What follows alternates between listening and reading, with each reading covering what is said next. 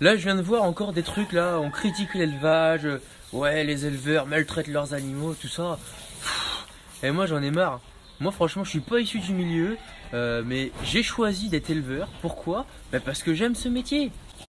Pour moi, être éleveur, c'est un métier privilégié. On est avec nos animaux tous les jours, même les week-ends d'ailleurs.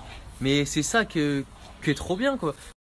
Donc moi quand on me dit ouais tu t'occupes mal de tes vaches tout ça, c'est comme si on disait à une mère ouais t'es une mauvaise mère, t'occupes mal de tes gosses quoi. Enfin franchement c'est pareil.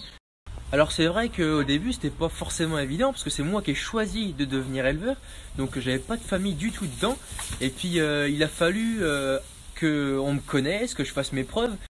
Et c'est vrai qu'aujourd'hui, on connaît très très mal notre métier.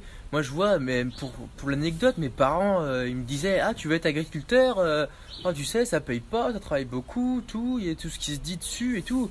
Et ben franchement, je voulais leur prouver que c'était faux. C'est vrai qu'on travaille beaucoup, mais c'est un métier tellement riche au quotidien, c'est trop cool à vivre. Enfin, moi, je vois, voilà, il y a les vaches qui nous aiment, nous, c'est pareil. Il y a beaucoup de choses à apprendre en cours, comment ça fonctionne, comment tout ça. Mais c'est vrai que quand on aime, enfin, on a envie d'apprendre tous les jours. Puis même avec les vaches, on apprend tous les jours. Elles ont chacune leur caractère. J'avais fait un stage à la base avant de devenir éleveur chez un vétérinaire. Donc on s'occupait des animaux de la ferme qui étaient malades. Et puis c'était pas soigner des animaux malades tous les jours que je voulais. Moi, c'était les voir grandir, les voir naître.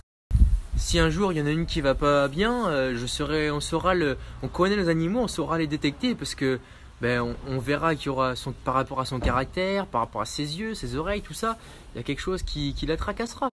Et puis c'est pas comme d'autres métiers où pour fabriquer un truc, faut faire comme ça, et puis voilà, c'est fini. Là on travaille avec du vivant, il y a toujours tout qui change. Nous aussi on travaille tous les jours, 12 heures par jour pour s'occuper des vaches, et c'est ça qui rend ce métier aussi riche en fait, chaque jour il y a plein de choses à faire, c'est jamais pareil. L'autre fois pour la traite, il y avait une vache, l'Extase elle s'appelle. Elle allait pas bien, je la voyais d'habitude, elle est tout le temps à faire la folle partout. Puis là, elle était en retrait. Et puis finalement, en la trayant, j'ai vu qu'elle allait pas bien. En fait, ce qu'elle avait, c'est une mamite. En fait, c'est une petite infection au niveau de la mamelle, donc on l'a soignée. Et aujourd'hui, elle pète la forme. Puis c'est trop cool, quoi. C'est ça, le contact humain-animal. On n'est pas là pour exploiter les animaux, mais pour vivre avec.